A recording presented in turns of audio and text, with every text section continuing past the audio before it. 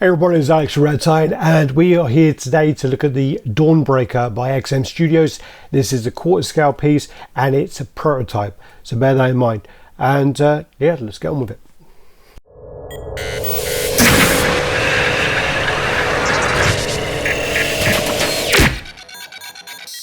Hey everyone, so we're back.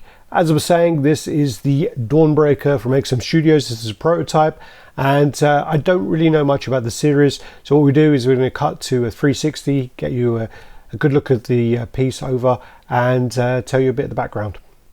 Okay, so this is the Dawnbreaker from the Dark Knight Metal series, and this has an edition size of 399. This is from the Dark Multiverse. The Dawnbreaker is an evil Green Lantern powered by the counterparts of Batman in his multiverse. The Dawnbreaker features two portraits, one with the open jaw and one with a closed jaw featuring the snarling face. It also comes with a podium which has the other portrait, so you can display it alongside the statue. Highly detailed, standing on top of the kind of nightmarish constructs derived from the dark voids of his mind, while in an attacking pose poised for battle. It's crafted in polystone and it is hand painted. The 2D for this is Riccardo Federici, and the 3D was done by Nathan Mansfield, tied up in a neat bow by the XM Studios design and development team. Alright, that being said, I mean, yeah, it's quite an interesting story. Again, I've said this on most of the other videos. I don't know, I've not read it yet. I do intend to read it, and it does come across as a really cool story where, you know, got the Bruce Wayne's taken over all the kind of Justice League's powers, and actually goes on to some of the other DC characters a bit later on. Now we just look at this from a statue kind of point of view.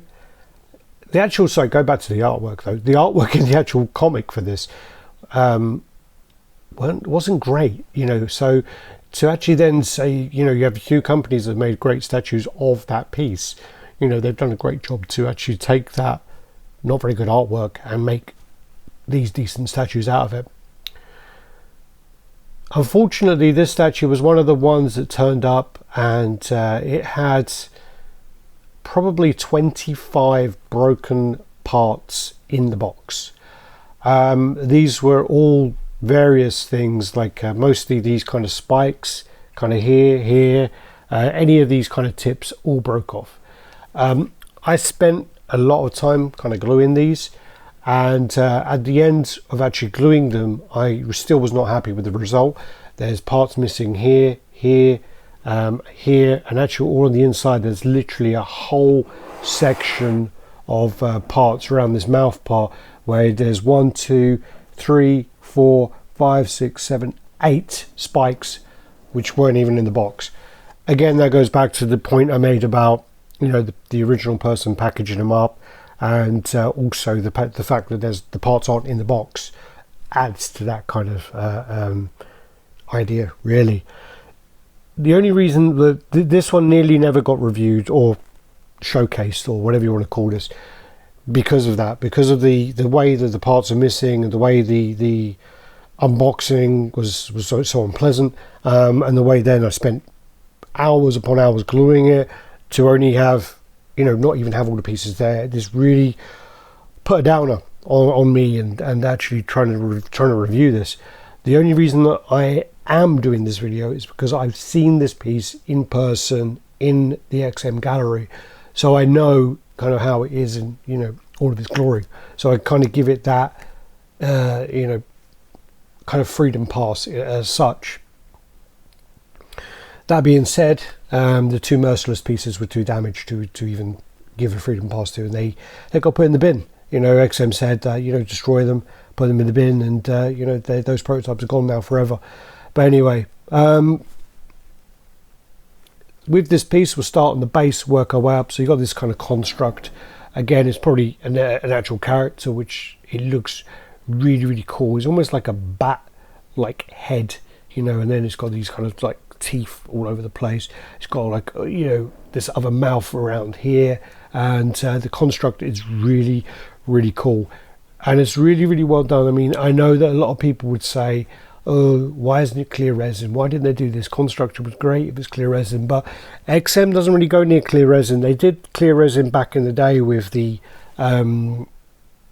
Phoenix and you know, the Jean Grey Phoenix, and what happened was you know, it's expensive.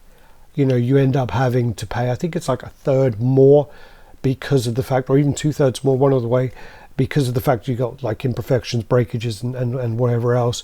And you know, over time as well, it can crack.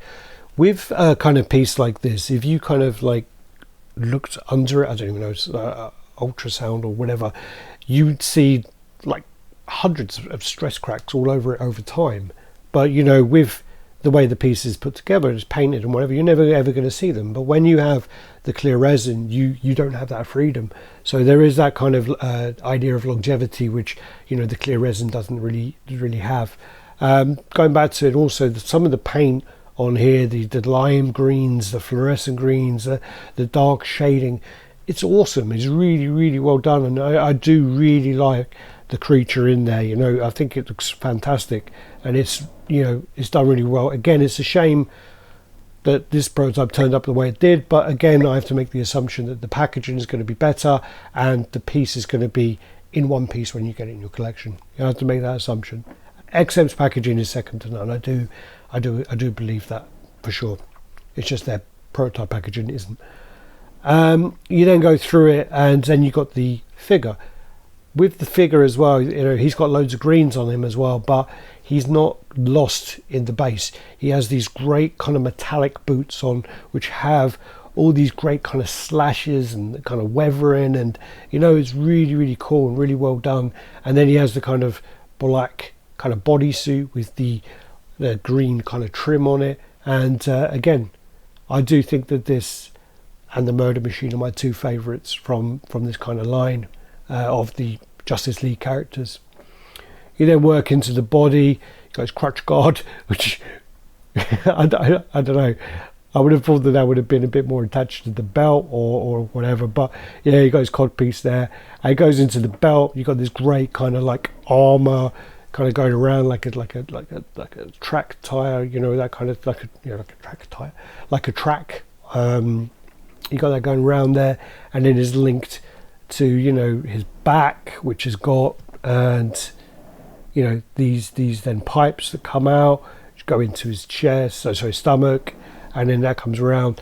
Really coolly done. And as well, the way that this is put together with the construct coming out of the ring, I think is done really well as well. I mean, I think this is one of the again, I just said it a second ago, one of the better ones in the line. And I love this hand. I love the kind of motion in the hand and the way he's kind of like, you know, looking at it. And I love this screaming portrait as well. You do get another switch out portrait. I'm not going to swap them over. It comes on this great kind of base, the bust there. It's got the claws coming around, and then it comes off. And now it comes off by the whole kind of chest piece. And it does kind of change the direction of the piece as well. So this one there has got the mouth kind of more like kind of like that, and you can see more of the drained kind of weathered face from where he's got the virus there as well. But yeah, really cool one. I do really like them. I just prefer the articulation of the hand and the kind of like, you know, that motion of the teeth, and the teeth are painted great. They're you know, because of the character, the way he is, dingy, horrible, and the tongue's clean. Like, you know, it's always done really well. Yeah, I'm actually a big fan. And you've got one with the kind of rounded glasses, and then these are the kind of square glasses there. And the teeth on this, again, are absolutely insane. Again, the assumption that you're going to get that when you get your piece in hand, and the paint's going to be as clean as this, you're going to be super happy if you're a fan of the character, I have to say. What we do then is, again, I can't really go into too much about a lot of this, but the way this prototype's put together, again, a great thumbs up on this one. I do actually think this is, you know, one of my favourite ones of them, and I've said that several times now. But yeah, awesome. Let me measure this one. Do base to the top of there, so it's not as bad as I thought. 58 to 59 centimeters, which is around 23 inches. The depth is going to be that tongue to kind of like there, so it's going to be about 57, which is about 22 and a half ish. And then again, you know, if you're going to go that way, it's got, oh, that comes out quite far there, so that comes out there, and then that comes out to there, so you're going to go about maybe about 48 that way, which is about 19, I'd say, around 19 inches. So yeah, actually not as bad as I thought. I thought it was going to be much worse than that. Maybe I'm just not measuring one of the bad pieces. Let me measure that wing. Sorry, let me just double check me, because I'm questioning myself now. So that to that, that's about 54. What did I say before? 21. So yeah, whatever I said before. Yeah, again, yeah, cool piece. And I do, it's a very collectible line actually. It's very low edition size, so if you're going to get this piece, you know, in future, if you get this piece in delivered to you in a good way, then you know it's going to be highly sought after, I believe, in future. So yeah, let me know if you get this piece, if you've got it on order. Let me know if you've got any other ones. I mean, you know, I know some other companies did them as well. Let me know if you got them. Let me know if which one you prefer. Let me know if you've got them in hand, if you think, you know, the elements of it are done as well as the prototype. If there's anything wrong with it, let me know. Just spark some conversation. And make sure you click on the subscribe and ring the bell if you want to be notified when we put out a video or when we go live. We go live weekly. So yeah, keep watching. Take care. Bye bye.